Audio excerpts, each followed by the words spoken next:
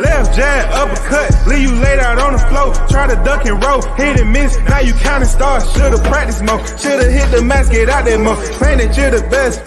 You gotta show me, son. Actions over words, baby boy. Is you real or what? Talking way too much, world come.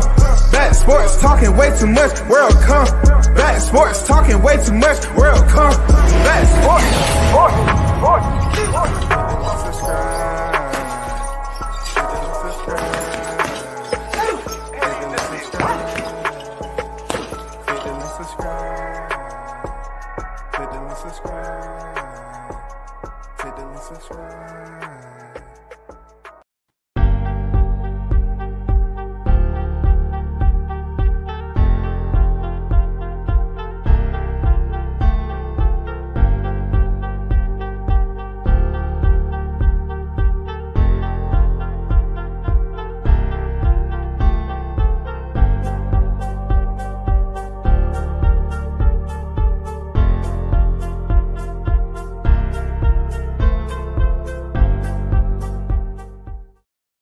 Once again, you're tuned in to World Combat Sports. Salute to everyone that's in the building. Appreciate you rocking out and supporting the channel. Hit the like button, share the content, and by all means, if you all about interacting or whatever with the topic of discussion, then do so. Just keep it on boxing. You feel me? Just keep it on MMA. Whatever the topic is, BJJ, whatever the case. But today we got a hot one. We have history. We have history being made. You know what I'm saying? We have history being made in mixed martial arts. This is a global historic moment for the one and only Valentina Shevchenko. I mean, the story is crazy with her, her rise and everything. She was a well respected kickboxing champion. She's been in the combat sport game for quite some time. And she's very tough. She's been in there with the who's who of mixed martial arts when it comes down to, women's combat. And also, she kind of was here when the UFC, with Dana White, decided to implement 135-pound division. She wasn't here at the immediate beginning because it was Ronda Rousey, Miesha Tate, Jessica Ai, Liz Camooch, and all those women who pretty much was the front runners in that division when the matchmakers start putting these women together. But what's special about Valentina Shevchenko, her alias is the Bullet. And she has been nothing short of firing off the competition and going in there and being consistent with putting these wins away. Now, she started off at bantamweight, which is 135 pounds. And we all know when bantamweight was initially here, you're talking about a weight class that had to be established. And I mean, for 135, for women to be at 135 competing, it's pretty damn good weight. That's about right. They had to be very careful about selecting a weight class, the very first women's weight class in the UFC, to ensure that they will in the future have enough women to compete in the class. So, of course, the first women's bout of 135 pounds was Ronda Rousey and my comrade in arms, Marine Liz Camooch. And Liz Camooch, even though she did lock in a rear naked choke in the standing position, she wasn't able to finish it. And once Ronda was able to get her to the ground, it was just about a wrap from there. Ronda was dominating on the ground at that point in time, and she was able to get the victory. And she became the first women's UFC undisputed champion in the history of the company. Through that time, we've seen various amounts of women go up here and contend. You know what I'm saying? The woman, former 18-time boxing world champion. You know what I'm saying? UFC women's bantamweight champion, Holly Holmes. She was the first one to defeat Ronda Rousey. And she did it with her boxing, her defense. A lot of people thought that, okay, you have a boxer, kickboxer coming over here to fight an Olympic standard judoka champion. You know what I'm saying? One who made the podium, rather. Okay. So therefore, you're talking about a woman who is fit for this type of combat. She's able to get in close, commit her grappling. And she was known for takedowns, her hip throws, and, really working for position and then locking in that armbar submission. Ronda Rousey was absolutely a beast with her armbar submissions early on. But that's all she had. She wasn't too versatile with anything else. She didn't have good boxing. But what she did, she got in close to get into the clinch. And that's how she made her money, taking her opponents down. Holly Holmes was able to do was use her boxing skills, defense, land some significant punches to Ronda to the point where they affected her, hurt her, start to break her down.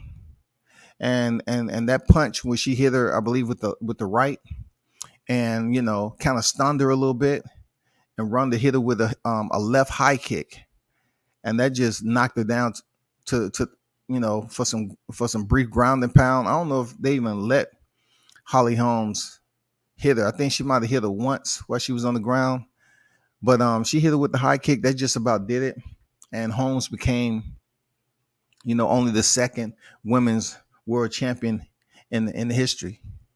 But as they move forward, right? As they move forward, they created other divisions. They brought in the strawweight division. Because, like I said, women who competing, you had to bring in divisions where you can build up the roster. If you create these divisions, there's not too many women in those divisions. You're not going to be able to continue to make fights where people want to come to the arena and check it out. So they made the 115-pound division. So, 135-pound division, 115-pound strawweight division, try to blossom that into something special. And then came along the 125-pound division. And if for those of you that don't know, that started off with a vacant title. And I don't know if the women thought that was sweet to look at that division as being fresh. 125-pound division. It gives a certain individual opportunity to fight for the vacant title. Her name was Nico Montano. And she just felt it was cool to become world champion. And she accepted the challenge. So she became world champion. And then, just like the UFC, what I love that they're able to do. I love what Sean Shelby and all them guys over there continue to give us as fans is they make the best fights, man. Easy. They make the best fights. They give a fighter a chance after they lose. They continue to make the best fights. So Dana White said, I'm going to have females fight for the vacant flyweight championship, which is a 125-pound division. Now you have the bantamweight division, the 125 flyweight division, and then the 115 strawweight division. All right. In the male side of the house, they don't have a strawweight division. The lowest they have is a flyweight, which is 125. All right. So you had three divisions, which was packed with competition. So that means, the women at the 135-pound division, you already had a floating champion around there. You had the Ronda Rousey, the Holly Holmes, you know what I'm saying? Then the Misha Tates. You had them. So when it came down to Valentina Shevchenko fighting Amanda Nunes the first time, it was for a non-title fight.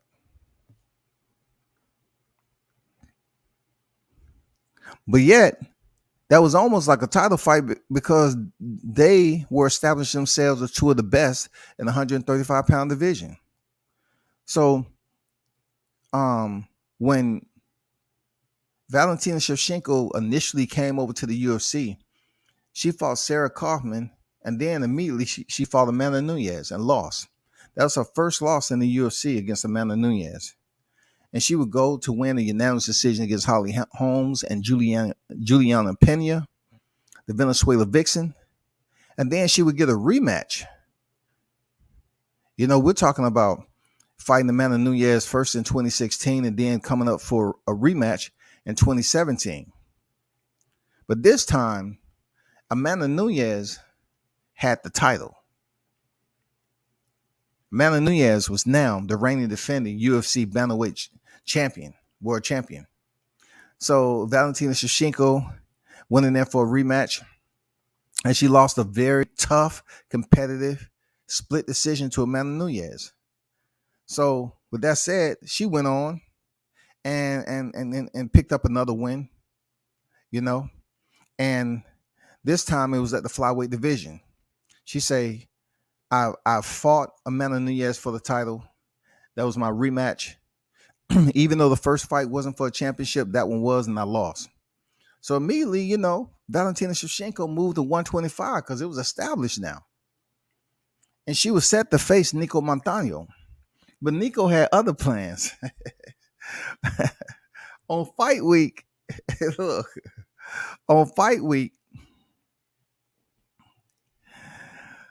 she had other plans. She was taking pictures and stuff like that. You know, she was doing her rounds, doing press week, making it really seem like she was all about it, you know, because she was all happy to become the first women's flyweight champion, fighting for a vacant title and everything. She all of a sudden leaves the arena talking about she has a stomach ailment, and she leaves on fight week with, you know, when Valentina Shevchenko was her opponent. She leaves the arena, y'all. And Dana White was livid. He was livid. He said, you know what? Fuck that. You know, that ain't happening. You know what I'm saying? They canceled the fight. Real talk. After she had dropped down, Valentina Shevchenko put in the hard work, dropped down from 35 to 25 now. Just do the math on that shit. Because weight classes in MMA is much different than boxing. She went from 35 to 25. That's 10 whole pounds, y'all. 10 whole pounds. She was competing 35 and she dropped down to 25. After she fought Priscilla Cochihara, she was supposed to fight Nico Montano. She left the arena, so the bout was canceled.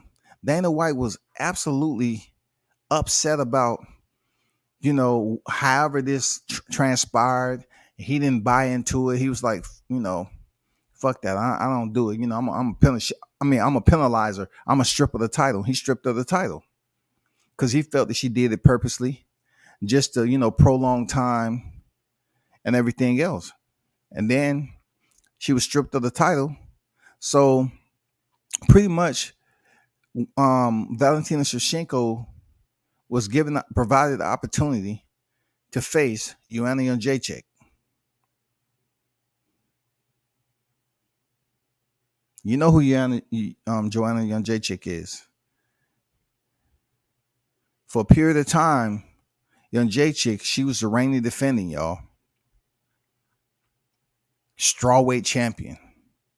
Like Joanna Jędrzejczyk, when she came over here and, you know, she started on her tear, she was able to go in there and do some, you know, very good things for women's MMA. She brought the bravado. She brought everything you wanted to see in a women's champion. So she challenged Carla Esparza, the same one who beat Thug Rose Namajunas in the Ultimate Fighter. She challenged her in the UFC Strawweight Championship. She won. And then she went on to defend that 5 successful times. Now, what's important about her defending this shit 5 times, she was on the brink of tying Ronda Rousey's defense record before she went in there and was stopped in the first round by Thug Rose Namajunas. Now, getting back to Valentina Shevchenko, she goes in here, she picks up the title. You know what I'm saying? She fights Joanna Jędrzejczyk. I mean, the UFC had been giving Jędrzejczyk so much opportunity to become world champion again. Like, Jędrzejczyk was pretty much telling the organization that I want nothing but title fights. That's what she was trying to do. I want nothing but title fights. Nothing but title fights. So since she established what she did early, just like Conor McGregor, she rose to fame. She was talking her shit, and she had 5 successful defenses. Well, guess what? Dana White allowed her to move up to 125 pounds. She went from 115 to 125 pounds to challenge Valentina Shevchenko for the vacant flyweight championship, the same one they stripped Nico Montano of. So she steps in there and fights Joanna Jędrzejczyk to a decision, which it was, both of them are kickboxers, previous kickboxers. And the fight was competitive, but it was just a stand-up match. Wasn't too much going on the ground. You know what I'm saying? But it wasn't boring. You know what I'm saying? It wasn't boring. But that was the first time Valentina Shevchenko picked up that title at 125, and she haven't looked back since, y'all. She fought Jessica Ai next. She won the championship December 2018 and fought Jessica Ai in June 2019. And we all know the head kick heard around the world, man. She damn near decapitated Jessica Ai with her patented left head kick, her left high kick. And then she would go on to fight my comrade again, would get her opportunity at the title. Liz Camuch initially fought at 135 in the first women's 135 bantamweight fight in the UFC in the single weight class, the only established weight class at that time. Liz Camuch returns to fight Valentina Shevchenko at 125. She loses a unanimous decision. Shevchenko goes on to fight Caitlin Chudigan. There was a lot of hype behind Chudigan, that she'll be the one. She was tough. Shevchenko went in there and just grounded and pounded her, took her down, gained control, put in the crucifix where she trapped one arm, and then the second arm, she trapped both arms really, and then she was just landing down some punches with her free hand, and the fight was called. That was in 2020. And then Jennifer Maia. It was a lot of hype behind Jennifer Maia. And she went to a unanimous decision with Jennifer Maia, very tough opponent. And Shevchenko defeated her. Now it's getting interesting because, she's getting up to that defense record. You know what I'm saying? She's getting up to that defense record. So she faced Jessica Andrade. If you don't know who Jessica Andrade, I'll say Andrade. Jessica Andrade is, she's she at one point in time was that heavy hitter. They call her the pocket Mike Tyson. She's very stocky, strong fighter. And she was a previous fighter at 115 strawweight. Yes, sir. She's been in there with the big names. She defeated Rose Namajunas. She dumped her on the head. She was able to pick up the women's strawweight title. And then she lost it in her first defense to Wiley Zhang via grounding pound. She goes in here, her being Valentina Shevchenko, after defeating Jessica Andrade, and put her in a crucifix. Also, just like she did Caitlin Chudigan, she subs her out, they stopped the fight in round 2. She goes up there for Lauren Murphy. Now, anybody who knows Lauren Murphy is that she's a very tough, gritty, grimy type of fighter. Like, a lot of her fights, you really get cut up and bruised. Oh man, sometimes some of her fights are just hard to look at. But She beat her down, ground and pound, and stopped her in round 4, which tied her for 6 defenses. It tied her with Ronda Rousey. Though Valentina Shevchenko didn't get the notoriety, I don't know if she ever will, down to Ronda Rousey, but people start to respect her. You know what I'm saying? You know, like she tied Ronda Rousey's record, and I don't think they talked about it enough. I don't think they talked about it enough. This the bullet now. Her mother was look. Her mother was a well-known Muay Thai fighter, and then her and her sister, of course, they grew up training Muay Thai, and her mother really didn't do or put them in training as a mother to daughter. You know what I'm saying? She really didn't how you put it? She really wasn't the one training them growing up. But she put them with the trainer that she trusted and allowed him to train her daughters. And they both compete in the UFC. But Valentina Shevchenko is the better fighter out of the two sisters. Anyway, back to the grind. Lauren Murphy gets put away in round 4, and Shevchenko ties the 6th defense. And yesterday she goes in there against Taila Santos.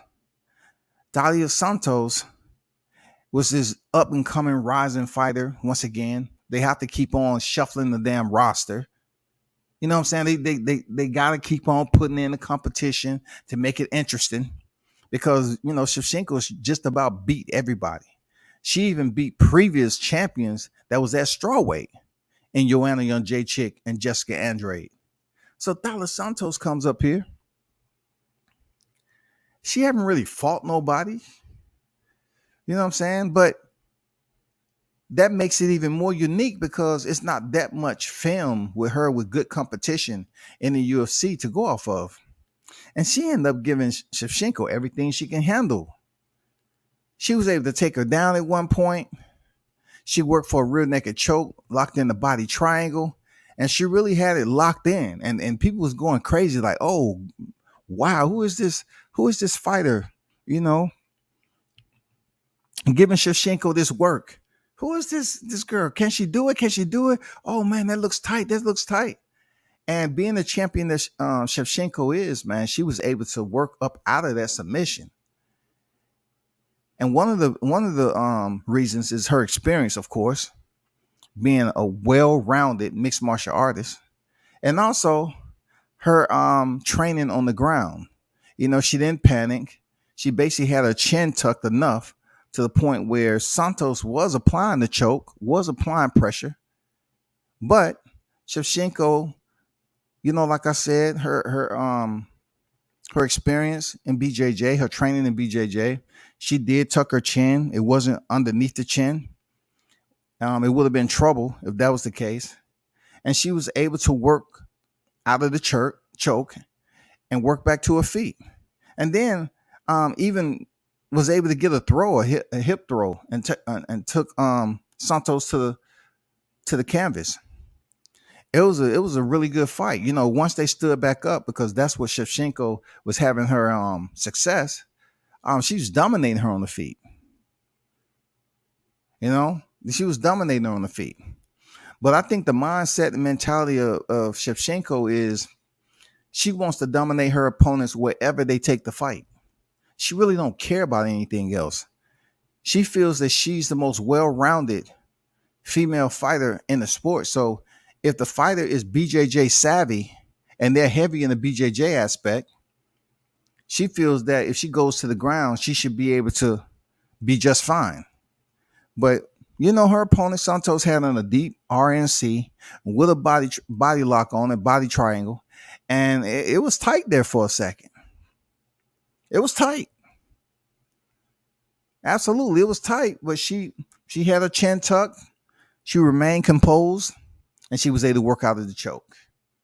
Got back to her feet, landed some really solid strikes on Santos, swelled up her right eye, and she ended up taking it to the final bell, winning a split decision.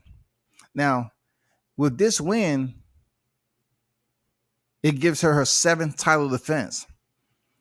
That surpasses Ronda Rousey's title defenses when she initially was reigning as the women's bantamweight world champion. You know what I'm saying?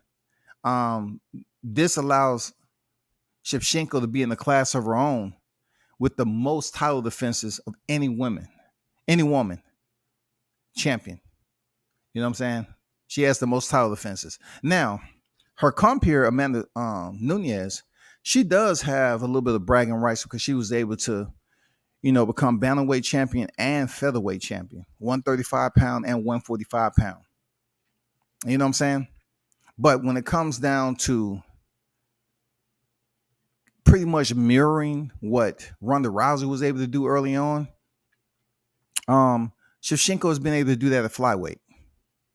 Even though she won the first fight of flyweight, she was still able to pick up the championship and then go on to defend it for a seventh time last night. And, salute to Valentina Shevchenko, the bullet. Clap it up for you. You know what I'm saying? You're one of my favorite fighters in the UFC. Not because you're a champion, but it's just, she's very, very well rounded. Her striking game is on point. If you want to wrestle, she'll wrestle. If you want to, take it, to a grappling aspect of it, she's willing to do that. I mean, and her hands, her boxing is pretty damn solid. But it was good to see that history. Her being the only woman to defend her title 7 consecutive times.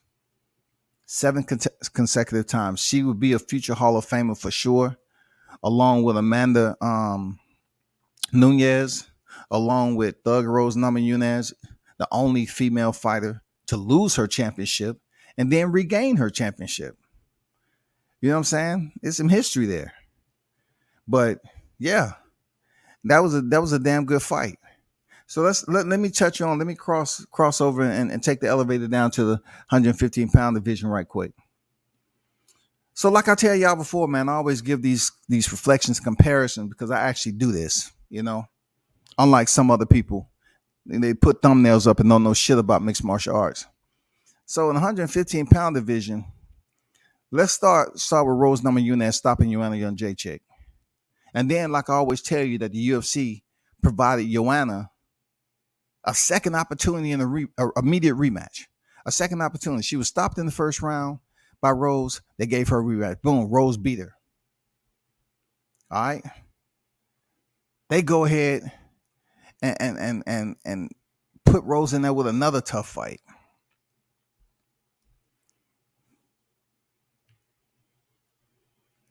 They put Rose in there with somebody who they was like, hey, this is going to be the next star. You got to fight her. There's no waiting. There's no ducking. There's no dodging over there at the UFC. They recycle your ass like it's cool. You know what I'm saying? No more ducking. No more dodging. You can't do shit except fight, right? So she goes and fight Wiley Zhang and head kicks her and end up winning the title again. Now, how did all this work out? This comes into the classic genius of the matchmakers when it comes down to what they do for these female fighters and the male fighters. They allow them to have the opportunity to fight one another, even in the loss in the championship match. It would turn right back around and provide that person the opportunity to pick up the title again. They don't allow you just to sit and pick and choose who you want to fight. That's not how they do it over here in the UFC, man. So let me tell you the story. After she defeated Joanna Jędrzejczyk, right? She loses to Jessica Andrade, like I told you earlier. Pretty much a fault of Thug Rose Namajunas holding on to a body lock too long. And being that Jessica Andrade is so strong, she dumped her on the head and she was knocked unconscious a little bit. She wasn't able to continue. Jessica Andrade would go on to fight Wally Zhang in her first defense, like I told you earlier, and Wally Zhang stops her in the first round. So what do the UFC do? They say, hey, let me match you back up with the lady that dumped you on your leg, the opponent that dumped you on your head, and give you opportunity to avenge that. They gave her the opportunity to avenge that. That's what I like about the matchmaking over there. She stepped in there with Jessica Andrade, her very first fight back from being dumped on her head, and she wins a split decision.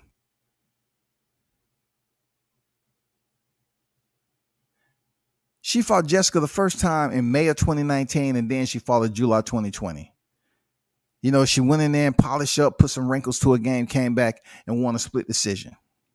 And guess what the UFC do? They bring Thug Rose back in there to fight Wally Zhang. Now, I'm getting to the point with Joanna Jędrzejczyk, right? So Rose Namajunas fight Wally Zhang, head kicker in round 1, and they give Wally Zhang an opportunity the very same year to come back to the cage and fight Rose again. Rose beat her in a split decision in November of 2021 that year. So they had 2 championship fights in 2021, Rose Namajunas and Wally Zhang.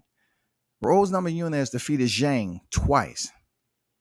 Then next, she even fight, get another opponent that's difficult.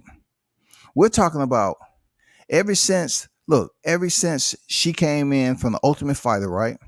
And she fought Carla Esparza. Rose Namajunas fought like the top tier killers in that strawweight division. Angela Page, Tisha, Karolina Kowalskiewicz, Michelle Warder, the Karate Hottie, Joanna Jędrzejczyk, you know what I'm saying, who was a champion at the time. Boom, rematch, defeated again, dumped on her head, lost to Jessica Andrade, rematched Jessica Andrade, got the win, fought new up-and-coming Chinese fighter Wally Zhang, head kicked her, boom, gone. In the rematch, won a split. And now, check this out. She fights Carla Esparza, who defeated her in the Ultimate Fighter 20 finale when Rose really didn't have any skills. She defeated her. She haven't even fought Carla Esparza since that defeat of the Ultimate Fighter until this year. And Rose lost a split decision. Her performance wasn't all that, but that just goes to show you how it works, right? So Joanna Jędrzejczyk, in the scheme of everything, she gets put back in there with Wally Zhang. Now, if you're asking yourself, how is this possible? I thought she moved up to 125 pounds. Absolutely. Absolutely. Absolutely. That's the beauty of mixed martial arts, They allow some of these fighters to move up to another division, compete, and even put them in a position to fight a title eliminator and stuff like that to get to the championship. So Joanna Jędrzejczyk moves back down, and she steps in there with Wally Zhang. Now, the first time, for those of you that really truly follow mixed martial arts, the first time these two females fought, you got to ask yourself, what in the hell was going on? Like the first time that they fought back in 2020, both of these was sort of like stand-up strikers. And if you looked at Joanna's forehead, it looked like she had a goddamn a mask hematoma on her forehead from the shots that Wally Zhang was landing on her freaking forehead. Like, you know how you was growing up and they say 4 head, 5 head, 6 head? Jędrzejczyk had a mass swelling on her forehead to the point that she didn't even look like herself when she initially fought Wally Zhang back in 2020. It was crazy. But she won. Okay, another loss for Joanna. So Joanna has to go searching around and see what she want to do. So she gets another shot yesterday. And in that time, like I told you before, Wally Zhang had lost twice to Rose Namajunas. She comes back in 22 after losing in November 2021, the post pandemic, and she gets a shot at Joanna Jędrzejczyk, and she stops her with a spinning back fist. Now, my analytics tells me that Joanna Jędrzejczyk ran into the same problem that Ronda Rousey did. Their overall game, or their overall versatility as a mixed martial artist, have not totally transitioned into the evolution and the change. They didn't continue to evolve as a fighter. So that's why at this point in time, when a lot of people thought with the experience she had and the names that she's fought, she would have evolved. She would have been right there with them, not getting knocked out with a spinning back fist. Even though Rose knocked her out with just straight punches. You're talking about her going the distance, with Wally Zhang.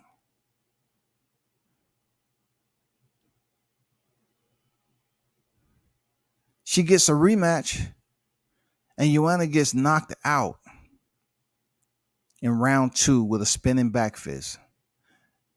That is one of the beautiful aspects of mixed martial arts, because from head to toe, you're able to utilize your entire physical composition, y'all. In boxing, you can't do a spinning back fist. In the sport of boxing, you cannot execute a spinning back fist. But in mixed martial arts, of course, with 4-ounce gloves, you can execute a spinning back fist. You can execute spinning kicks. You can use from head to toes. You can utilize that inside the cage to combat your opponent. And every now and then you see some beautiful spinning back fists that lands. Matt Brown, for instance. Matt Brown is known for his elbows. And people look at elbows. Well, you take away the range that you have. If they just study boxing, you take away the range you have. But you have to understand, in mixed martial arts, you're able to close the distance just like boxing. But once you're close enough, you can grab, you can clinch, you can apply different body locks to your opponent. You can box on the inside. You can hold and punch. You know what I'm saying? You can hold and punch. You can hold and throw elbows. Some guys don't even have to clinch to throw elbows. They can strike with elbows from the outside. It's a beautiful art form. It's a system that you have to train and continue to evolve with. And I don't think Joanna Jędrzejczyk has evolved enough to get dropped, or her body may be breaking down from all the punishment she's received, over the lifetime of her competing. And also you have to look at the punishment she took from Wally Zhang the first fight that swelled her head. Like, did that damage her as a fighter?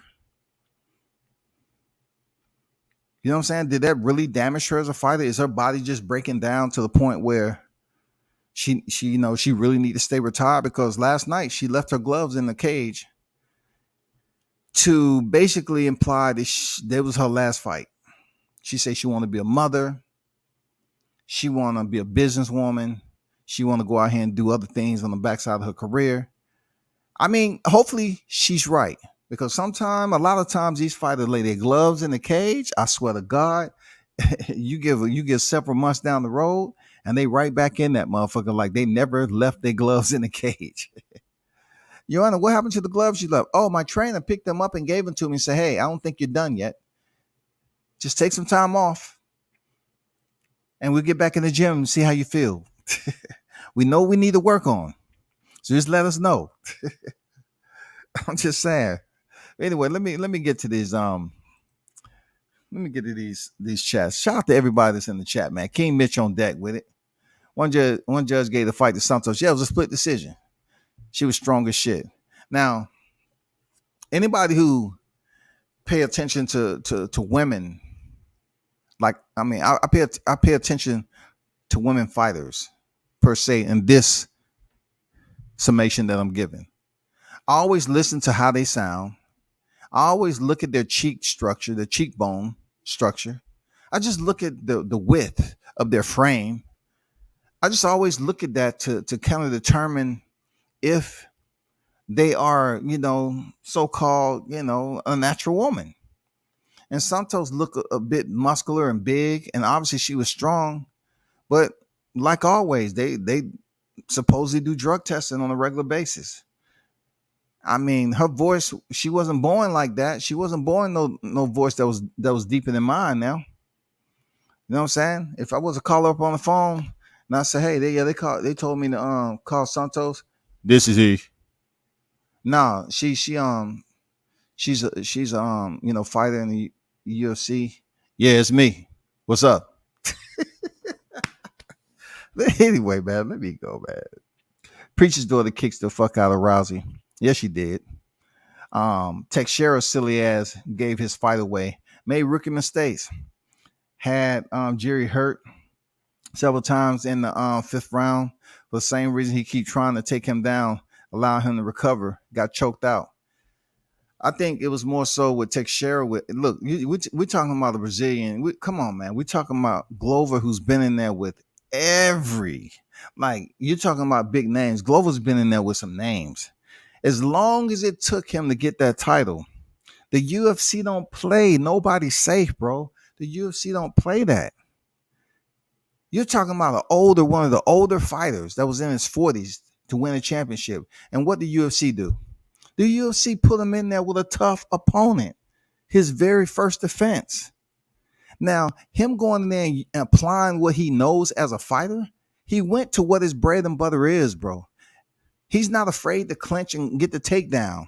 So just because he was doing it a lot, I think we have to give it up for his opponent for being in shape, younger, more durable. And I think Glover Teixeira was fatigued. He ended up getting fatigued. And when fatigue comes, it can bring on a knockout and it can bring on a submission. A lot of things. It can bring on, you're talking about 5 minutes rounds, 5 minutes per round, and you're talking about 5 minutes for 5 rounds in a championship fight. 5 minutes per round, 5 rounds in a championship fight. Man, that's a long time to be in the cage trying to find out what the fuck you're going to do. Teixeira was up on 2 judges' scorecards, and in the other, he was definitely winning the 5th round easy. He let Jerry choke him out with less than 30 seconds. Left after whooping him the entire round. Also, I factor this in too, man. Just my analytics. I look at Teixeira being very happy to win that title. But Teixeira, like a lot of other fighters that's been in the game for quite some time and been in some tough fights, I wonder if he truly wanted to have a long reign as champions, as light heavyweight champion. I'm just curious to know if he really wanted to have a long reign. I don't know. Because this dude just had a fight against the reigning defending light heavyweight champion in Juan Blachowicz. He finally achieved the pinnacle, and then he come in here and he taps out like he didn't have the resilience to just ease it on to the last and final second. I don't know, man. I don't know if he really truly wanted to reign for a long time. Andrew Charles on deck, salute. Sheldon Moore, what's good? Yeah, you know how scorecards can be. The UFC has came a long way in trying to be consistent with the judges ringside. The reason why I say it's the same reason I see thumbnails go up when there's a UFC card, but yet they ain't talking about anything except boxing and miscellaneous bullshit, because they don't know what they're looking at. They'll never know what they're looking at. They just know, oh, let me talk about the fighter's name. Glover Teixeira, yeah, I know him. He fought so-and-so, this, that, and the other. But they can't sit up here and give you a breakdown of anything that's going on. So just like their perception and what they're looking at. Some of the judges in the UFC just look at it as if they was judging boxing, because at one point in time, the UFC was having judges that judge boxing that was judging mixed martial arts. They wasn't training the sport. They wasn't competitors. They wasn't under a professor. These was boxing judges that was over there at the UFC grading, trying to analyze what they was looking at. So if in boxing, these judges, just say one judge grade on power, they're going to look at who's landing the more power strikes. But yet you have another judge over there from boxing who really loved the finesse, the technical aspect of boxing. He's going to look more so at who's doing what technically, landing the more effective shots, not so much the power shots, but more effective strikes. It can be a low calf kick, thigh kick over and over again. It can be, a punch here and there, combinations. They unwilling to engage anything like that in the clinch, but just keep it a stand. You never know what they're looking at, man. So the scorecards was super fucked up. Joanna retired, solid career. I like seeing her talk her shit and fight. I had her winning the first Jane fight. Her head looked like some shit from horror film though. Yeah, it was bad, man. Rose Namajunas changed her. She changed her though, because that particular fight, Joanna was talking. I mean, she was going into deep dark places of Rose, who seriously have mental health problems. You know what I'm saying? She really has to dial it in to do what she do in a combat sport. She does. And Joanna just dug in, man. She came in with shovels flying. She came in with goddamn heavy equipment. And she was digging and digging, excavating goddamn deep dark secrets of Rose. To the point, where Rose was, when they was face to face, she was telling her, you ain't built for this. You're not mentally strong. And Rose was saying that prayer when they was face to face. Shit. Rose went in there and knocked out in the first round. She's never been the same. She never could get the title back. She's never been the same after that. Never. Ever. And she even stopped talking, cash shit like she used to. She used to come in there talking cash money because she was winning. She used to get eye to eye, look at her opponent, squat down, like, yeah, it's me. I'm the Grim Reaper, motherfucker. I'm here. Jessica Andrade is female Gamboa. I hate how she dumped my baby Thug Rose. How you talking about that's your baby? First of all, have some respect in the chat, dog. I made it perfectly clear that was my favorite fighter and that me and Thug Rose go way back, man. Have some respect, Mitch. Real talk. Have some respect, man. Shevchenko didn't look as strong. And to mention Jessica Andrade, that's who she is, man. I agree with her being like Gamboa a little bit, but I give Gamboa more of a just a little bit more separation. You know what I'm saying? Andrade had the look and everything. According to who her opponent is, she's evolved a little bit. She's a little pocket monster. They call it the mini Mike Tyson, very stocky and everything. But then you have to apply more levels to your game when you come in there using strength. Because when she went in there and tried to bully and overpower Wally Zhang was about that life too. And she ended up getting stopped. I'm just saying. Shevchenko didn't look as strong as she normally does last night. Got the jab done, though. Clash of heads really fucked Santos up. Bullet took full advantage of that closed eye. Santos was game, though. Yeah, man. Absolutely. She's going to take advantage of everything, man. You know what I'm saying? I look at Shevchenko as an assassin in that cage. One of the most well-rounded fighters in the entire UFC. I like Shevchenko, man. If you was dating Valentina Shevchenko and she say be home at 7 o'clock, you best be there at goddamn 5:45. And so she can ask you, what you doing here so early? I say you come back at 7 o'clock. No, I just came back. I wasn't doing too much. What you got planned? Well, let's go. But I told you it's good. There's no need to argue about it, Valentina. It's okay. All right, cool. But I'm just curious, why you show up so early? I mean, I thought you had this. I did. I ended up getting it done early, and so I'm back here. All right. Don't let me go get the shotgun on your ass. Santos took Shevchenko's back, but Bullet was still landing strikes. She did well, man. She did absolutely for her experience and knowing how to work herself out of that submission. First of all, tucking her chin so to allow herself to be able to breathe in the process of defending that choke. That's experience on the ground, man. Remaining calm is one of the best areas that you have taught to avoid. Also, in the process of trying to remove yourself out that submission, you have to remain calm from the choke and remain aware on what you're doing to counter that. You know what I'm saying? To defend that choke. I mean, that's the beautiful art, the system of grappling. But in mixed martial arts, it's not just grappling. If someone have you in a choke, and they want to use both hands and you're defending it, then either one, they're gonna have to release one of those hands and try to land some punches. And then while you're trying to defend the punches, they try to get that, choke up underneath your chin, start cutting off that oxygen supply. I mean, it's so much that goes on in mixed martial arts, man. You only need one belt in the UFC to be undisputed. That's due to their matchmaking system.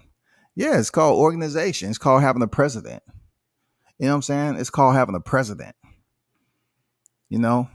I like their format. Every now and then they will submit an interim championship, but not so much. Not so much. You have one belt. They continue to allow people to rotate. Even if you lose, they give you the opportunity to get yourself back in the title contention. They give you two good fights versus two solid names. If you beat those two names, go 2-0, they'll put you right back in there. Just ask Dustin Poirier. How many times do you have to be given and not get the championship, bro? You was given Khabib, bro. Come on, you look good against Max Holloway in a title eliminator. You know what I'm saying? You look good against Conor McGregor. How many times do you have to be given, dog? How many times? I just don't get it. I thought for sure with Charles Oliveira, that was your shot, Diamond, and you blew it. Spinning back fist is dangerous, especially from a stronger striker like Zhang. Knocked Joanna out and retired her. Yeah, man. Joanna was explaining to the people that she just, she went down, and when you start explaining what happened, but you consciously have no idea what happened, you know what I'm saying? It's not from a knockout. It's just the fact that you really can't take punishment like that no more. Like, I've seen people take spinning back fists and they keep on fighting. But Joanna, I think, is the punishment over time that she's just unable to take it, and her conscious light remains on to continue fighting. I don't think she's at that place right now. Shouts to the GOAT John Jones. He was landing spinning back elbows on dudes. Absolutely. Man, and speaking of John Jones, he used to do that shit on Stephen Bonner. Stephen Bonner and Forrest Griffin was two of the first to come in there and battle it out, man, and set history. Like, that was a legendary freaking match they had. And John Jones made Stephen Bonner look like, oh man, an amateur. He was landing those spinning back elbows. I'm like, God damn, dude. That's just wild, man. Heavy bagging on deck with it. What's good, bro?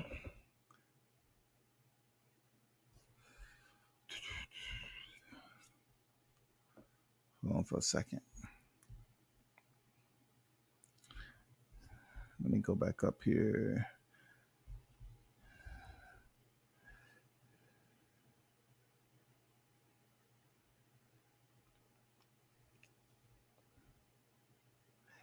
Heavy said, Peace World Commerce, does MMA allow punching with two hands at the same time, like a spinning back fist?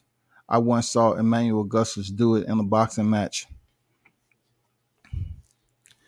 You're able, your entire physical skeletal composition can be used. There's no headbutting, but that doesn't mean you can't use your head to basically fight for position when you're in the clinch. You can put your head all up in somebody's jawline, their mouth, their neck, all of make it seriously uncomfortable for them. That's using your head. And then, of course, all the way down to your feet, you're able to kick your opponent. Now, I'm gonna be honest, punching somebody with 4-ounce gloves or trying to use two hands. Of course, we've seen that on ground and pound. We've seen fighters, somewhat do the gorilla like hammer punches. You can hit your opponent with two hands. You can kick your opponent. You can do any type of you can execute any type of strike that you deem effective within the rules. There's not too many strikes that's illegal now. Of course, groin strike illegal, eye gouging illegal. You know what I'm saying? Headbutts illegal, biting illegal. But everything else that you can execute and you feel that's a very effective strike that you can maximize your damage, I'm pretty sure they would do it. But you don't see too many people using both hands. It's just not anything that's effective. You can't throw two elbows at a time and say, "Oh, I was the first one to do that," but it didn't do anything to your opponent though. They just laughed like, "Dude, what are you doing?"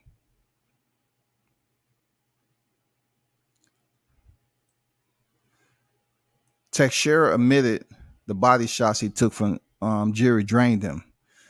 Evolution of the game. You know what I'm saying?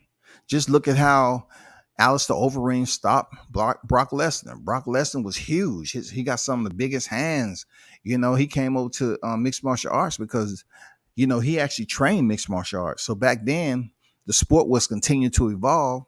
And Alistair Overeem being a Grand Prix champion, you know what I'm saying? Dude was on a whole nother fucking level back then. He took out Brock Lesnar with knees to the body. You know what I'm saying? I mean, look at Jose Aldo and Cub Swanson. Knee to the head. Before that, Aldo used to be known for his low kicks. Brutal kicks. Who was known for their body shots? Who was known for their body shots, their punches in mixed martial arts? I can't think of it right now. I had his name. I totally forgot. Shouts to the Drunken Master. That two-hand punch was illegal as shit in boxing. Yeah, it was. But shout out to Emmanuel Augusta and how do I put it? Augustus did not fight like that early in his career. Shout out to him for learning the rhythm and motion of to box like a drunken master, so to speak, to be able to still throw punches that was proficient punches, just not something that you dance moves and shit and you ain't doing that. Like I tell people about Pernell Sweet Pea Whitaker, some of his defense and being able to avoid punches was beautiful, but sometimes he just didn't provide any counter offense after he eluded those punches. Augustus, he was able to, basically throw some punches and then elude at the same time if there was counter shots.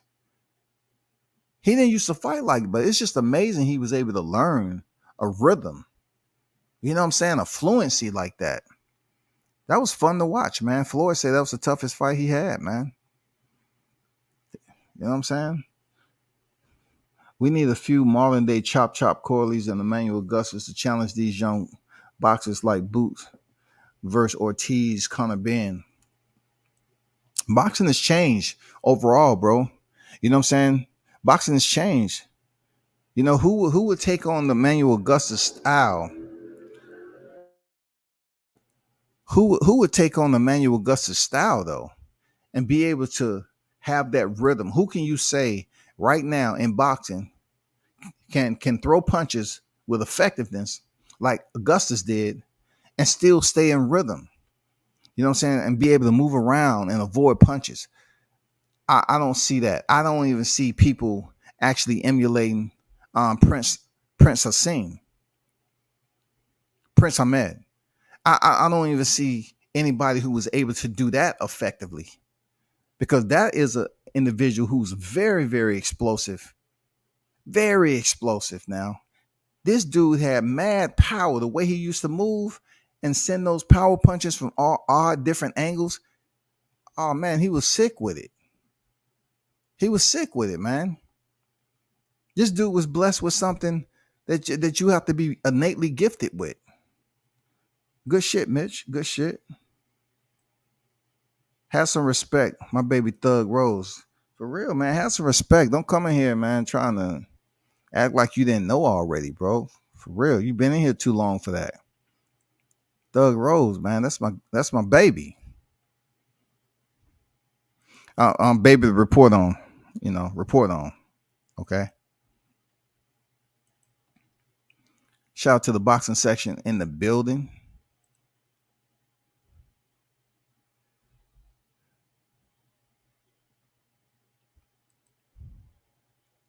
UFC discussing entering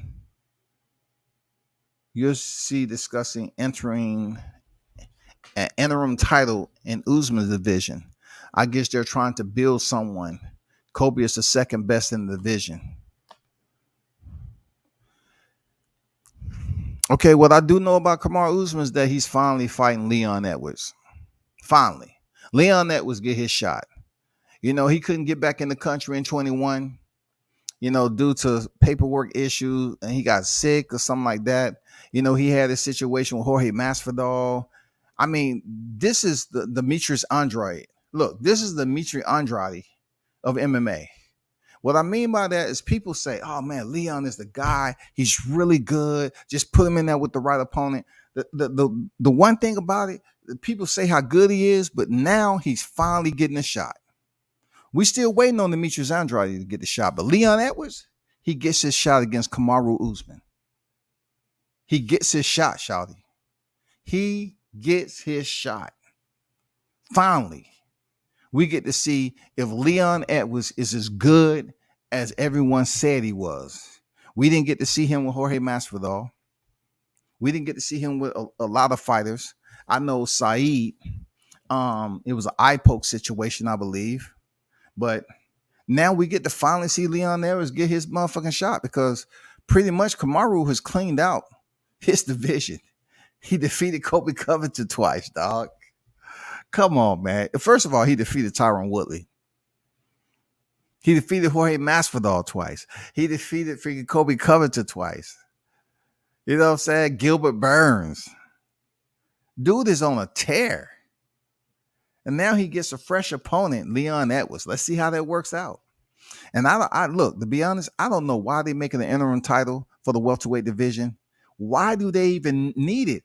Kamaru Usman has pretty much beat everybody in that freaking division. Everybody shouted, for real. I swear, I saw Brock Lesnar, big ass, land a double punch to a fighter's chest before. One thing that generates power, of course, from the legs, the hips, and everything else, is the movement, right? It's difficult unless you're entirely up close on someone. You framed up close to basically use both of your hands to generate power. That's up close. If you're moving and you project your body forward and you have the form, your form is on point, it might be effective. I don't know, but in a full-blown fight, you're trying to land anything double, like, let's just say, for instance, a drop kick was legal. Okay, how can you generate velocity with a drop kick? You're going to move.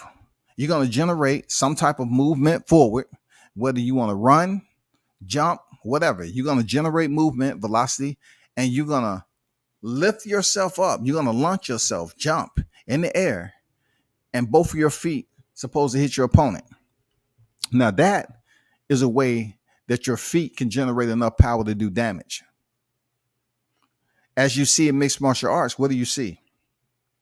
Most of the time when these fighters leave the canvas and take flight, they kick with one leg. Because I'm pretty sure drop kicking your opponent isn't a legal strike in mixed martial arts. You know what I'm saying? I might be wrong, but I'm pretty sure, But when it comes to both hands, yeah, ground and pound, pretty sure you can hit your opponent with both hands. But as far as generating any type of, trading shots at distance, trying to use both hands, it's just awkward as shit.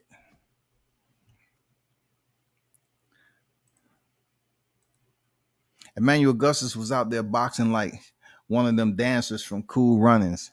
Yeah, man. Man, he had one of them smooth styles, boy. The way he used to hop back on his rear foot and spring forward, man, that shit was nice. Thanks for that breakdown, World Combat Sports. I'm not that good with MMA. Another question I have: how effective is using the cage can be in MMA? Also, Emmanuel Augustus versus Nassim Hamed. Who you got? I have no idea, man. I have no idea. I will have to go with Hamed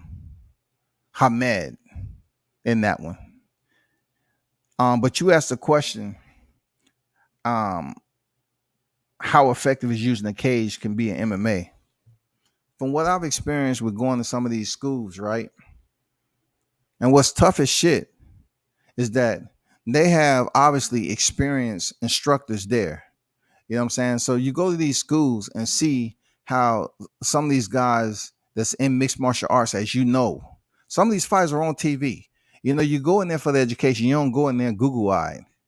And you see how they put them, they have different drills they have to work through, right?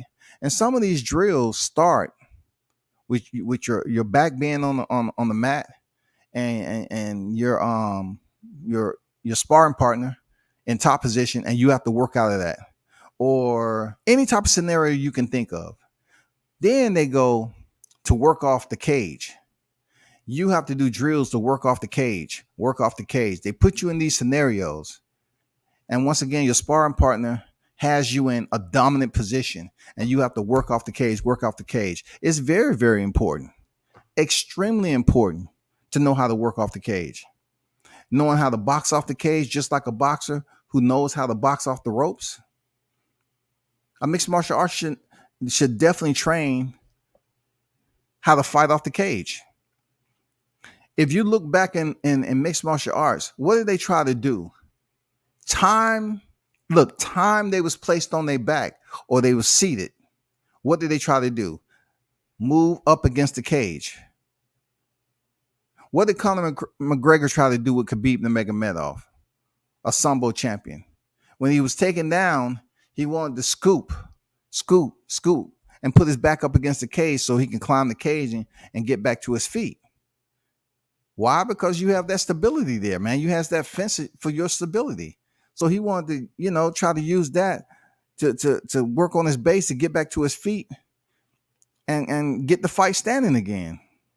But every opponent is different to let you do that, especially Khabib. But I'm just saying it's very, very extremely important. And you go to these schools, it's just amazing how these athletes, man, work these drills off the cage. It's a lot of shit you have to learn, man. It's a lot of shit these cats be doing. I was like, damn, that's tiring. You have somebody that's laying on you. You trying to work and get them off of you, and you up against the cage. You trying to land these strikes while you up against the cage and defending the takedown. You're trying to land effective, solid strikes, not just any strikes, but strikes like, simulated elbows, punches, while somebody's trying to take you down. And then you get taken down, you got to work back to get to your feet. Once again, depending on who your opponent is, and also depending on when you're in training, who your sparring partner is. Mixed martial arts is not a sport that just, you think about, you say, I want to do MMA, man. I think it's fun. Well, you got to be willing and able to go in there and grind that shit out and have another sparring partner grinding you out, really. Because with BJJ and mixed martial arts, you're going to have body contact. Wrestling, you're going to have some body contact too. Those are three physical sports where when I say you're going to have body contact as a man, you're going to have another man on you all the time. All right. It's times that I've been in schools where there is co-ed, like you have females grappling with males and vice versa. You feel me? But most of the time, the men are grappling with the men, wrestling with the men, striking with the men. When they do sparring, stand-up striking, yeah, you will see men sparring with females, but yeah, the cage is very important, bro. That's all. Modern day gatekeepers in boxing have been reduced to washed up has-beens. Who consider gatekeepers though? Who's a gatekeeper? Who would you consider a gatekeeper right now? Who would you consider a gatekeeper?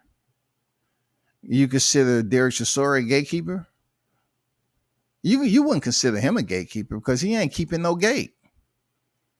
So it can't be Derek Chisora. Who would you consider a gatekeeper in a division that still has relevance? Is it Gennady Golovkin? Is Golovkin a gatekeeper? Or he still has some, since he's a unified champion, he still has some, some viable options. Who's a gatekeeper today? Drunken Master was much bigger than Prince Hassim. Don't think they would ever fought in the same division. I seen much more decorated though. I don't think in that scenario it would have to deal with size. Man, he was a powerful puncher, man. The shit he used to do, all the dances, his calves was about the size of Manny Pacquiao's. Like he had some big ass calves. And if you look at the similarities, Emmanuel Augustus, he was able to bounce off his rear foot too and generate velocity in a punch. But I think Hamed did it better. He did it. He was much more explosive, quicker. I mean, that shit comes out of nowhere, man. And you really don't know what he's doing next because he's just doing some awkward ass, eccentric type rhythm and motion. He was fun to watch, just like Augustus, man. It was real fun to watch.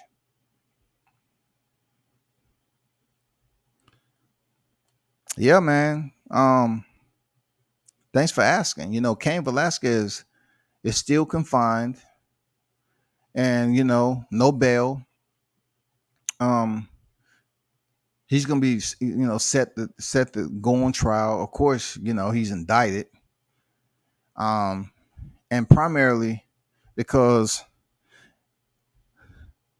I mean, you can say what you want about the justice system. A lot of us that have kids, we would look at that incident as that's street justice right there. That's street justice. Yeah, that's street justice right there. I'm trying to choose my words carefully, right? Because this is a very sensitive topic when it comes to media, right? Cain Velasquez kid was molested by someone who they trusted.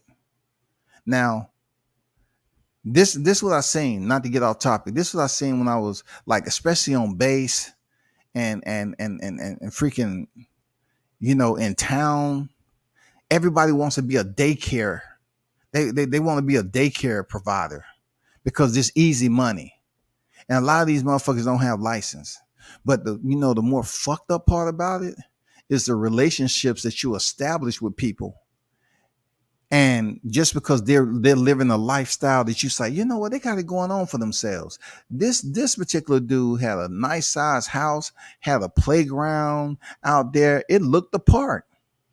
People was letting their kids stay over this man's house with his mom and some other people there, and they ran a daycare. Come to find out, dude was molesting freaking Cain's kid over 100 times, man. Cain lost it. And this is how I'm saying he lost the shit, bro. This man is a fighter. This man is a fighter. He's made it to the pinnacle of heavyweight champion. This man did what comes natural, not just him going in the cage and fighting, but him defending his family. He can go in there and beat other men in combat, but yet he wasn't able to defend his own kid. That will make anybody snap. So him chasing down somebody and firing a shot in there and hitting the dude's father or whatever, and his father getting on social media talking about, hey, he doesn't have respect for human life. He should be locked up. I lost partial use of this arm right here. Can you believe the gall of this guy? Your son has pleaded. He's pretty much guilty, but yet they won't even let Cain Velasquez out to see his family, but you get to see your family on a restricted basis, and you're the criminal. You're the criminal who pretty much committed the crime before Cain Velasquez committed his crime. Cain Velasquez is gonna, he's gonna be punished for what he did because he discharged a weapon and he attempted to kill somebody. So I don't know who the judge is gonna be. I don't know how all this is gonna play out, but it's an incredibly fucked up situation because he missed the target. I'm gonna be honest with it. It's an incredibly fucked up situation because he missed the target, man. He missed the target. Supposedly, the suspect was in the process of, I guess he was on, he's supposed to go pick up an ankle bracelet or something like that, whatever the case may be. He was trying to go pick up some paperwork, and I guess Cain Velasquez was waiting on him, camped out, and started speeding behind and falling. They was trying to flee from him, and then he discharged the weapon. Man, come on, man. He took the innocence of this kid, man. And me being, in the military and in California, you have a lot of cliques who are socially bonded. Like you have ranks. People will bond themselves to rank and they'll leave their kids over these people's house just because their wife is there and then the husband is gone. Like you don't know what's going on. You don't know what company is coming over there. Like in California, you have these people who have these nice size houses and it's sunny all the time. And they might have a little mini playground out back. And they call themselves a daycare. They got some little license, and people and look, the military people take their kid over there. Oh man, this is better prices than on base. Let me take my kid over here. You don't know about that person or that male that's in the house. Even though this is a different circumstances with Cain Velasquez, and he knew the people, a family friend. Man, that's one thing I'm telling you. It's not all blacks. It's not all blacks, but I'm just saying. We very cautious about some shit like that. I'm not saying it will stop. You can prevent every situation, but he missed the target, man. Because he took his kid's innocence, man. A grown fucking man taking your kid's innocence. Anybody will flip out and see black, man. For the past couple of years, Gamboa at 135 was a gatekeeper. I don't believe that, Mitch. I don't believe that. Because what gate was he keeping? Okay, he wasn't a gatekeeper for Devin Haney. I mean, we're talking about title eliminators. We have to consider the person that they put in there to fight. And you get the title shot. Gamboa wasn't that guy. And plus, Gamboa didn't get Devin Haney the title shot. Devin Haney fought Jorge Linares after Dan Gamboa, so you can't do that. And then, him fighting Esau Cruz against Stop, he had already fought for the title. I can see if he could have fought Gamboa before he fought Gervonta, but that wasn't the case. You know what I'm saying? That wasn't the case. He fought Gervonta first. Then he fought Gamboa. So that ain't a gatekeeper. I know what you're saying. People picking up Gamboa name, and he's still partially relevant out here in the boxing streets. I get it, bro. You know, I get it. It's all good, man. I understand, but I don't see him as a gatekeeper yet. Like who is fighting Gamboa in order to put them in a position as a title eliminator? Who? You know what I'm saying? Like, nah, not yet. If he keep on losing like the way he is, like I could tell you who. No, I can't even put his name. I was gonna say Clay Collard. Clay Collard keeps losing. They keep on putting him in there with pretty decent names. I was gonna say that might be a person. Clay Collard, mixed martial artist and boxer. Who could be considered a gatekeeper? Oh, Gabe Rosado. You know, Gabe Rosado. Once again, are they being measured? Is Gabe Rosado being measured to basically catapult his opposition at the time to a bigger fight? Is that the case? Who, and if that is the case, who benefited off Gabe Rosado's fight recently to get them a bigger fight? Who benefited from that? Especially it wasn't Danny Jacobs. Like, who benefited fighting Gabe Rosado to get them a bigger fight? Who? Who can be considered gatekeepers? Gatekeepers.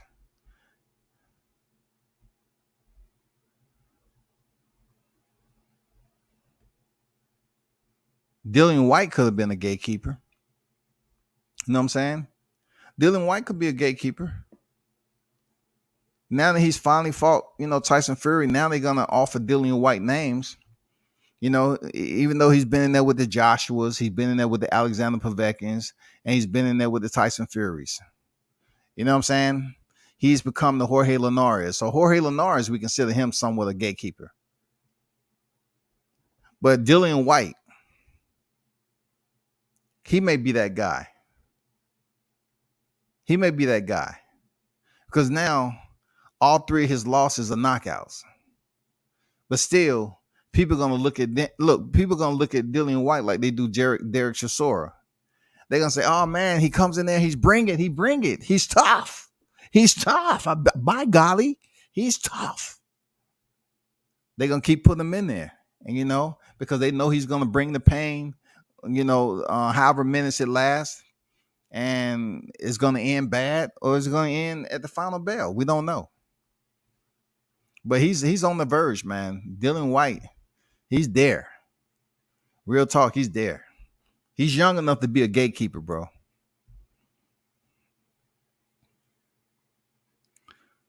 Josecito Lopez has been a gatekeeper 147 for a while. I can agree with that. Josecito Lopez is still a quality name that people can look at. You know what I'm saying? I just hope Keith Thurman don't become a gatekeeper at 147. I hope he doesn't become a gatekeeper at 147. He has all the attributes. You know what I'm saying? We still waiting on what he's gonna do when he come back. Like, what you gonna do after Mario Barrios, big bro? Big bro. Hey, bro, what you gonna do after Mario Barrios, bro? When are you gonna get back in there and fight a welterweight, bro? Because Mario is not that welterweight, bro. bro. The shit they come up with. Fuck your arm, pussy. You raised the foul, inhumane, supremely perverse coward. Kane should have smoked both of y'all. Yeah, man, he missed the target, bro. I'm not up here, promoting any violence. You gotta be careful what your words are. These people be reporting anonymously. I'm just saying, it was a very fucked up situation. For real. Talking about he lost partial use of his arm, and Kane he doesn't care about human life. Oh, get the fuck out of here, dog. Kane is first ballot Hall of Famer and should be applauded for what he did. Dana should do everything he can to help. Man, you think Dana is not doing? Man, please. There's so many mixed martial artists over there trying to help Kane's situation. Man, it's a lot. Including, I know, Dana White. But only Dana White, who's very, very wealthy, only he has so much leeway, man, in trying to get some type of reprieve for Cain Velasquez, bro. Like it's tough trying to for this. He discharged a firearm, so this is gonna have to come down to the leniency of the court. Seriously, this is gonna have to come down to the leniency of the court because when it boils down to it, you're trying to tell me it's not gonna be a juror in there. Cain being the good guy. This is the good guy. Cain is a good guy, man. You're trying to tell me that the jurors in there is not going to have any leniency? They're not going to show any compassion for this dude? And his kid was taken advantage of and molested? What? Over 100 times? Oh my God, man. D-Ray Promotions on deck with a salute. Salute to you. That's what I'm saying today. Gatekeepers are relevant names in there to semi-test younger. Yeah, I see what you're saying, but they're not as rampant as they are like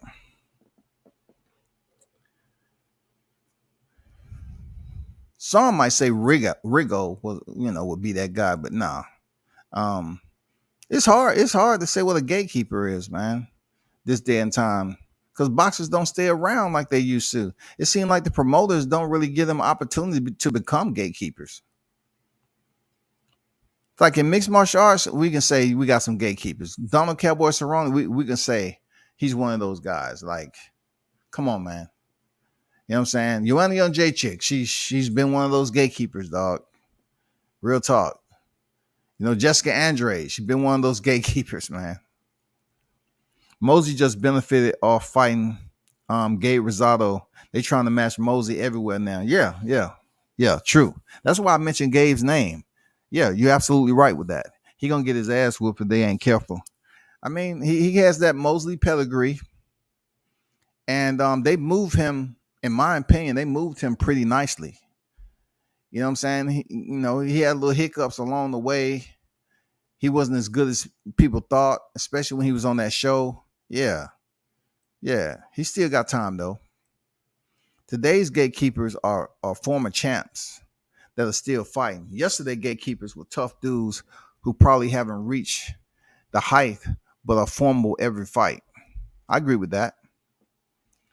Back then, you can just fight, over and over and over and over and over and over again. I believe a gatekeeper is somebody who have an extensive amount of losses too, and they just keep putting them in there. Like on the regional level, you have gatekeepers at the regional level too. Believe it or not, you have gatekeepers at the regional level. Like,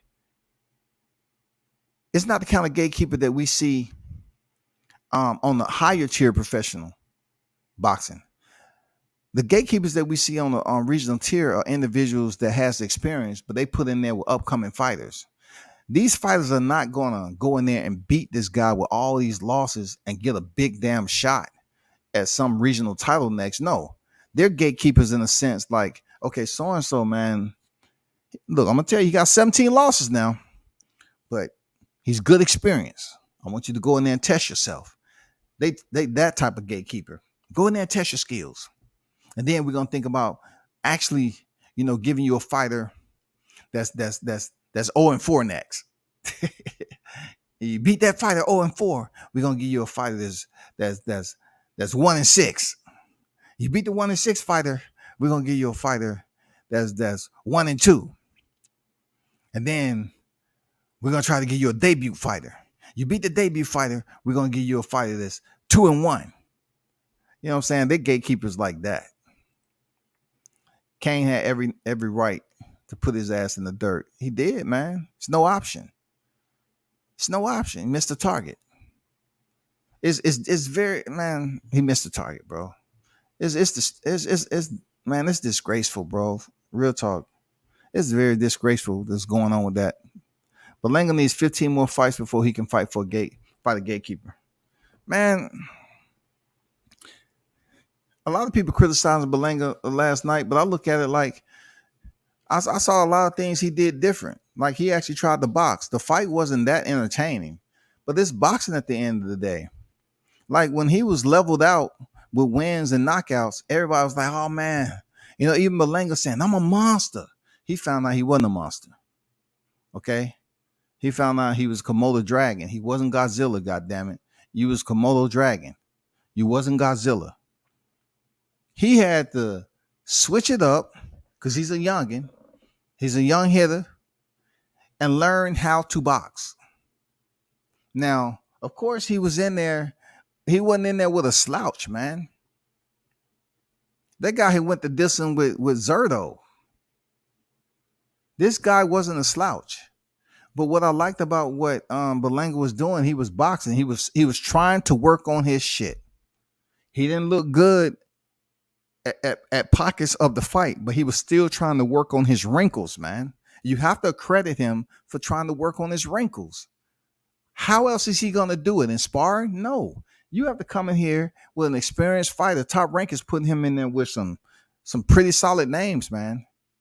And like I said before, just because the fight wasn't over exciting, he wasn't loading up on right hands all night. He's learning how to box, man. And I guarantee you that's what his corner was telling him. We want to see you box. Work on what we've been training. Velocity on deck was good. Game bred Masvidal.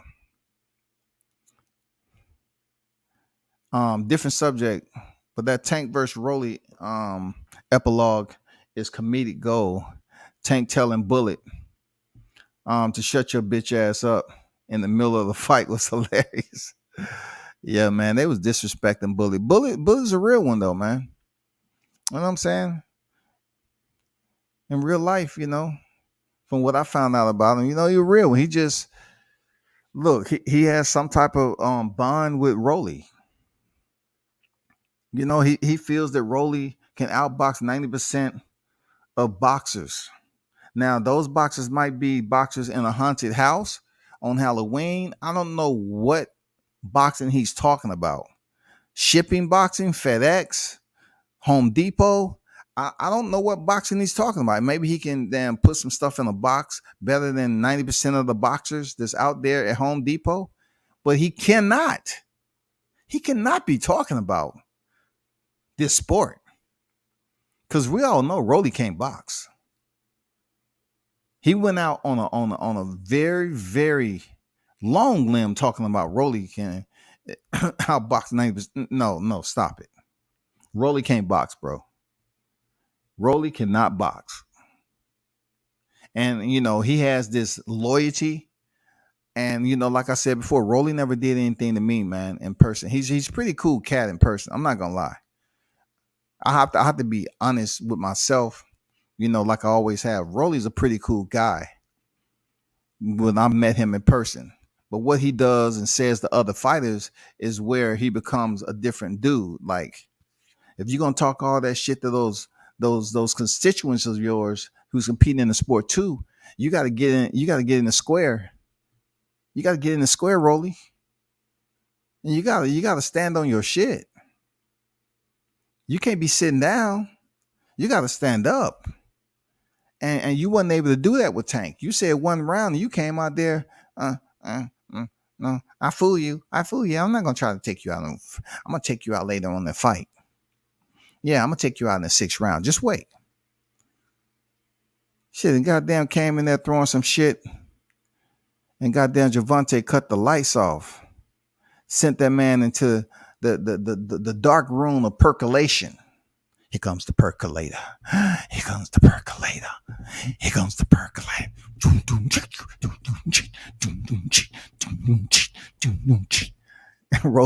Rolly legs start twitching. And get on down. Planet Rock was in that motherfucker. Goddamn, Rolly leg was twitching this shit.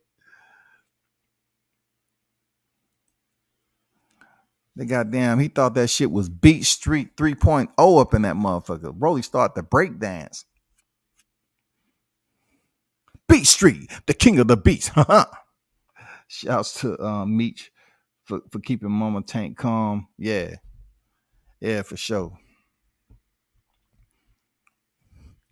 Tank mom, she gonna do what she want. That's her son, man. She gonna turn up. Shit, she gonna turn the fuck up, yo. For real. Jesse Vargas is the current gatekeeper. I don't know about that because who wanna put Jesse Vargas on their resume for better opposition? Like that dude is just one of the most banal fighters out here in the sport. Oh my god, ennui, ennui. God damn, he's a boring ass fighter. Jesus Christ, he's a boring ass fighter. Cromwell's new home is blank. He doesn't deserve to share a nickname with Bullet Shevchenko. Belanga a hypocrite when he said Rose just wanted to box and move. Then he tries it on Anguilla. Hey, Velocity, you got a point. You got a point there. You got a point. Because he sure enough did, didn't he? He absolutely tried to work on his boxing. Exactly what he was criticizing. See, man, you hit it on the nose, you hit it on the head, and you slapped it in the face, man. He absolutely was pretty much doing the exact same thing, dog. Real talk. He was pretty much doing the exact same thing. That's because he had to.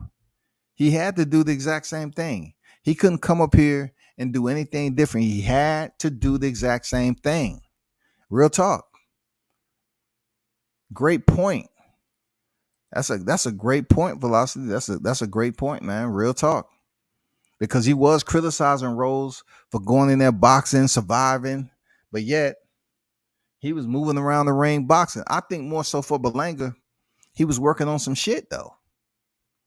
But in the process of working on his shit, he was emulating that of Steve Rose. Absolutely.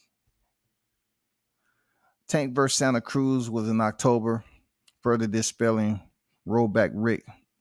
Tank debut PPV. No, it doesn't dispel it. You know why it doesn't dispel it? Because that fight wasn't something on the level and magnitude of Errol Spence, Terrence Crawford. He didn't say you can't have a PPV in October. He said it wouldn't make sense for Terrence Crawford and Errol Spence to be in October because they're trying to basically make as much money as possible from this fight. They're trying to make as much revenue as possible off this fight. So why would they even place themselves in a month where a lot of people are going to have other obligations to watch what's going on with the MLB and whatever else?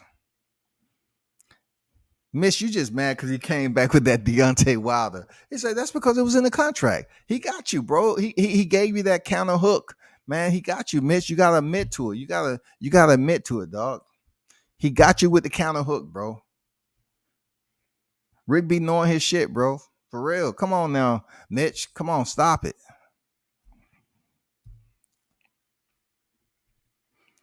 Liam Smith just beat Jesse Vargas. Now they talking about giving him a shot at Mel Charlo. You ain't what? And look. Once again, I don't put Jesse Vargas as being a gatekeeper in that perspective, but if they're looking for opponents and they feel like they have exhausted them, then yeah. But why is Liam Smith going to be the first opponent that Jermell Charlo defend his titles unless you're talking about another Charlo? Because from what I heard, Tim Tszyu is going to be the next opponent for Jermell Charlo. That's what I heard. Tim Tszyu would be the rightful selection to step in there with Jermell Charlo. Now, you're talking about Jamal, you know what I'm saying? If Jesse Vargas is fighting at 60 now, it could be possible because Hummy McGill scooted through the vision and nobody knew where the fuck he was going. But if we're talking about for Jamal Charlo, okay, you know, I mean, he's injured. We don't know what's going on. Selecki, I mean, come on, this is not the same scenario. Canelo Triple G, he don't have to wait. Selecki don't have to wait on damn Jamal Charlo. I mean, go fight, goddammit.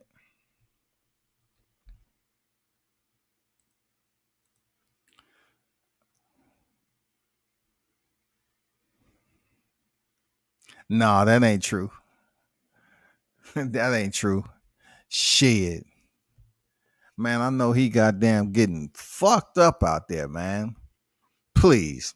Puerto Ricans love some goddamn Belanga, dog. Real talk. They love some Belanga, man. Let me tell you, man. My friend, I tell you, man.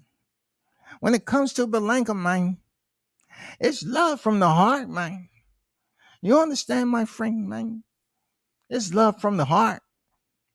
Damn shit. He probably got damn riding in the first damn cart on the float. Tunde lines in the camp. Oh, well, he's different, man. I would say about him, man. I don't really have nothing to say about the dude. You know, they felt they had this awesome dynamic in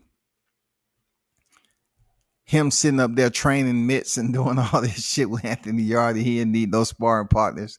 He just needed his damn shadow and shit. He was undefeated with his shadow. They shine the light. They say, yeah, Anthony, the light is up there. The shadow is going to look really nice. Today, the shadow is going to look more so like a heavyweight, okay? So make sure you use your foot movement, okay? It's a lot bigger than it used to. You know, we changed the bulbs, the wattage of the bulb. So you was used to fighting welterweights. You know, your shadow was around 147, 154. Today, we adjusted the lighting, and it's going to be around heavyweight status, man. We're talking about 265. So when you go out there and see that big shadow, use your movement. Ha, ha, stay swift. You know, quick. Work on the combinations, okay? You undefeated at this shit now. You sure? Do we need a sparring partner? No, Lions in the camp. God damn it, Lions in the motherfucking camp. Don't ask me that no more. All right. Cause I just think my last fight, man, Lions in the camp. God damn it, Shadows in the camp. Shadows in the camp. Didn't I tell you Shadows in the camp? Oh my God, dog. Shadows in the camp, dog. Rick was wrong. If October was a no-fly zone, why would they put Tank debut fight in October? I get not putting Spence versus Crawford there, but he said all promoters know to stay away. Well, you know, if you want to use semantics about all promoters, but you know, the primary topic of discussion was freaking Terrence Spence and Terrence Crawford. I said Terrence Spence, Terrence Crawford and Errol Spence. That was the primary fight, though. We know there's PPVs in October. We know that. We know there's PPVs in October. So Mitch, you have to give him credit for the counter left hook. You know what I'm saying? You have to give him credit there for the counter left hook, Mitch. You said Deontay Wilder fall in October. He immediately responded. It was on the contract. Come on, man. You gotta give him some credit, dog. You have to give Rick Glazer credit for giving you the response that you wasn't expecting. You know it. He landed that counter shot on you. He pushed you up against the ropes. You say, "Oh God damn, Rick, shit, dog, give me a man, chill, man. We're only 15 seconds in the round, man. Damn, that shot hurt. God damn. Hey, have that water ready, man. I need some water when I get over there. This dude just hit me with a counter shot. Damn, almost folded the motherfucker." That clip you posted, Rick saying, "Nah, motherfucker, I steal it." Man, that shit was hilarious. I'm not gonna lie, that was classic. Nah, motherfucker, nah, I steal it. Where's that shit at right quick? I gotta play this. I gotta play this for freaking Mitch, because that's Mitch boy. You know, one-on-one, just say to him, ask him, do you buy the pay-per-view, or are you illegally getting it? You know, are you stealing it? Oh man, motherfucker, I steal it. I said, well, there you go. But you're supporting your fighter? Motherfucker, I steal it. Mitch know he might be one of those guys Rick was talking about. That's why he's still mad. Motherfucker, I steal it. Well, there you go. That's why PPVs are low. You know what I'm saying? You know, they say they support the fighter. You know what I'm saying? Motherfucker, I steal it. Oh my God, that shit was hilarious, man. Shout out to Showtime. He the one put the clip up. You know, Showtime put that clip up, man. You know what I'm saying? That shit was hilarious. When he said it, I had to continue with the interview. But man, that shit was hilarious, man. Some of the responses he got was goddamn hilarious as hell, man. He said, do you buy the fight or do you get it illegal? Motherfucker, I steal it. Well, there you go. Don't complain about PPV numbers. And you up here stealing the motherfucking dog. Oh my God. Motherfucker, I steal it. Empty the tank. You already got KO'd with the jab. He did. But we don't know that was from fatigue, though. Yardy was, pretty boy. I don't think he was working out hard. He's in the division. Light heavyweight, they're not moving around a lot. The heavier the division, the less movement. But, you got to work on your cardio. And I don't think he was working on his cardio the right way to get dropped with a jab. Come on, man. They talking about lines in the camp, dog. Motherfucker, I steal it. We all know Wilder versus Fury was under contract. We discussed the arbitration for months. But I'm just saying, you mentioned it in the chat because he said to stay away in October. You mentioned it, though. So since you mentioned it, you have to understand that it was his right to respond. You know what I'm saying? Damn, he's still angry, dog. Come on, Mitch. Come on, bro. Give him a break. He answered. I look. I recognize what you said, and I mentioned it. I put it out there. I mentioned it, and he gave a very timely response. Mitch, you have to respect that. He gave a very timely answer to what you put in there, to what you said. Deontay, if you would have used somebody else, but you used the ante of all fights and Fury, and he said it was on the contract, and he was absolutely 1,000% correct. What was he saying? Man, look, somebody's always gonna be saying bullshit if you don't like, if you're not receptive to what they're talking about, and it's gonna be all bullshit to you. If you're not receptive to what they got and what they're talking about, of course you're gonna look at it as like, oh man, there's a bunch of bullshit, dog. There's a bunch of bullshit. Fuck all that. There's a bunch of bullshit. And you're gonna say that. Real talk. I mean, that's the way it's gonna be. I'm not up here to change your mind.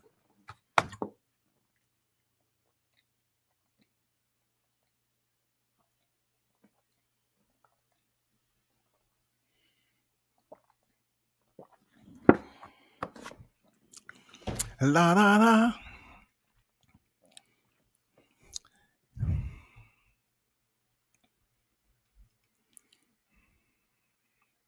Listen, he has he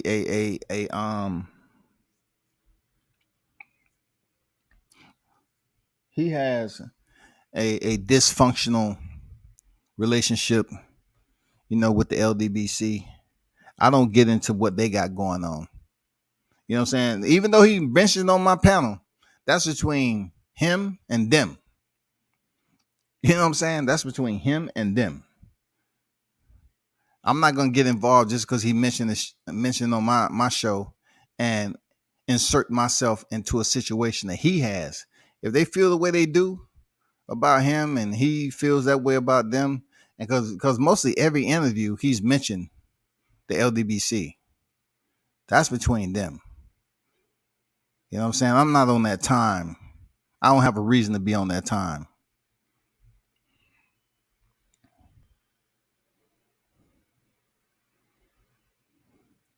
I did agree with him saying Reynoso was overrated, though. I don't know what Reynoso is up to, but I can tell you this: when I was up there covering Teofimo Lopez in the locker room, I remember I even posted a picture. I remember when I was taking pictures of Oscar Valdez, I can always see Eddie Reynoso staring me down. You know what I'm saying? I always saw Eddie Reynoso. I was back there to hurry up and get my shit so I can get it on lens. And I was in a rush, man. Like I knew they was gonna come back and say, "Hey, you gotta clear out the locker room." But I seen his eyes looking. All I was doing was taking a picture of his fighter. I was taking a picture of T.O. Richard Comey, Andre Rozier was back there. It was a nice little group back there. When we was in Jerry's world. But yeah, man, I don't know what he has going on. Oscar lost his belt. Canelo lost the Bivol. Ryan Garcia bounced out. And one thing you gotta credit Ryan Garcia, he did leave before all this shit took place now. Before Oscar lost his belt and before Canelo lost, he did leave. And nobody can tell me that Ryan wasn't jumping up in joy behind closed doors when Canelo took that L with Bivol. I know he was. Yeah, there you go. Thank you, Holy Jesus. I told y'all. I told you that's what you get. Karma, bitch. Karma, bitch. That's what you try to do to me. That's what you get. 2 losses. Ryan Garcia was jumping up and down behind closed doors. Yeah, he lost. He lost. That's what you get. That's about it, though. What are you talking about? That's about it. That was straight up lie about the LWC, though. Tim Brown dropped that news verbally. Well, like I said, that don't have shit to do with me. You know what I'm saying? That don't have nothing to do with me. Like I said, every time he's on an interview, he mentions them because he may feel some type of way about whatever he heard. The back and forth verbal sparring between how they feel about him and how he feel about them. I'm not going to insert myself into it, though. You know how that goes. What's going on, Trick in the building? What's good with your Trick? What's going on? Yeah, Sanchez dipped too. You're right. Frank Sanchez dipped out. You're right. I forgot all about Sanchez dipped the fuck out of town. You know what I'm saying?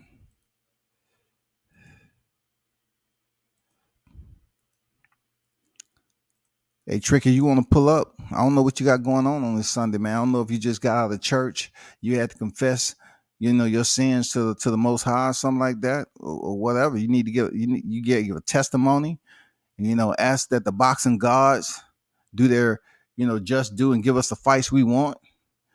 I don't know what you prayed about in church today, but you want to click the link. That's cool. I don't know if you prayed that they'll stop dropping false information on Terrence Crawford. If you did, I appreciate you for that, bro. Thanks for doing that. You know what I'm saying? Because, that's what I'm trying to get across now. Stop. Lawrence Cole voice. Stop.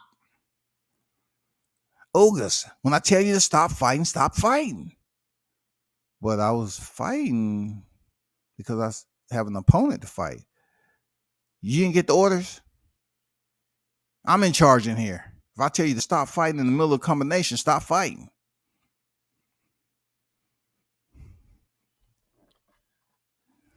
Tim Brown dropped that news verbally. Timothy Smith, you mean? Which news you talking about? What news you talking about? I don't know what news you're talking about.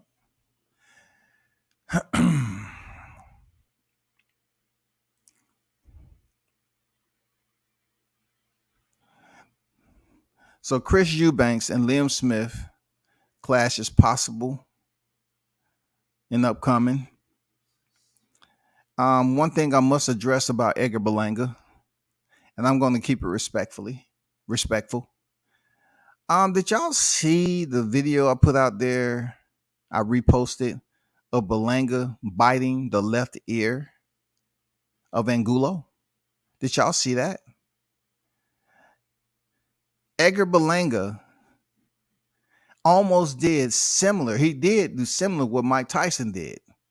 The only thing about it, Mike Tyson bit the right ear of Holyfield first. I think.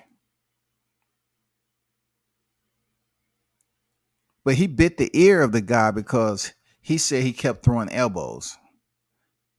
So people was calling it the Harlem bite. They was calling the bite that Edgar did with the Harlem bite. Did y'all see that? He actually bit the ear of his opponent.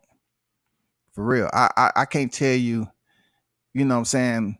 I haven't heard him speak on it yet. But yeah, it's all over IG. It's all over IG. Y'all be sure to follow me on IG, man. And you know, we had two LeBrons in the ring. Moving on.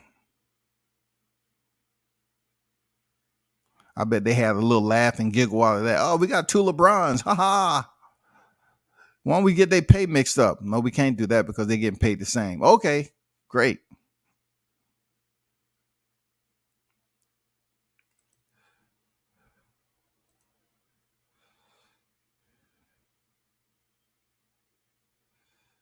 Okay, so he put the bites out there.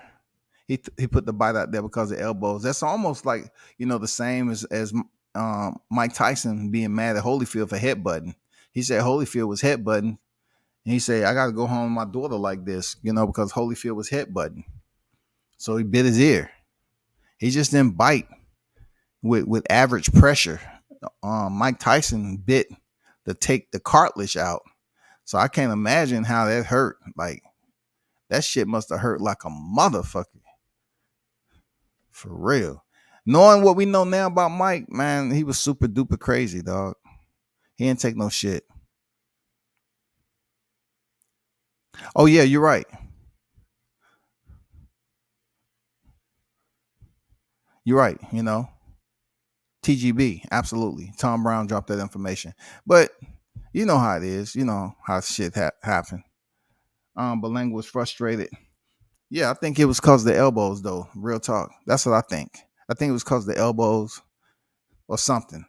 I didn't really see elbows like that, but Belenga said it was elbows, and he definitely leaned in and bit that motherfucking ear for real. He leaned in and bit Angulo's left ear. Real talk. I mean, he got down trying to take that motherfucker off. And then the referee act like he didn't see shit. The referee act like he didn't see nothing. I don't know if somebody talked to Belanga after that, but in his, you know, in his hometown, his phone footprint like that. I mean, not hometown, but his footprint. I doubt they said anything to him. He probably said, man, he was headbutting the shit out of me, so I bit him. You know what I'm saying? It would have been more respectful just to give him a low blow or something. Say, hey, that's a warning. Next, I'm gonna bite your ear off. But I pop you in the cup, tell you, hey, stop it. No, he just went right flesh to flesh. God damn it, flesh of my flesh. Man, stop it, Velocity. No, hell no, we don't want to see that shit. Stop the madness, man. We ain't trying to see no Chavez Jr. in there, Belanga. Hell no. Hell no, man. Mm-mm. I want to see Belanga in there. Go in there and start the motherfucking Coles. You know, let's put him in there with David Morrell. You know what I'm saying? They talking so big. And then David Morrell didn't look that good right now. But still, at this point, David Morrell, to a lot of people, he can box better than Belanga. They're going to say that. But they're in the same division, though. They're in the same division. But y'all, that's what it is with me. That's my time today. You know what I'm saying? Got a busy fight week coming up, man. Big salute to everyone who pulled up. Hit the like button on the way out. Enjoy your Sunday. And turn up and tune in to World Combat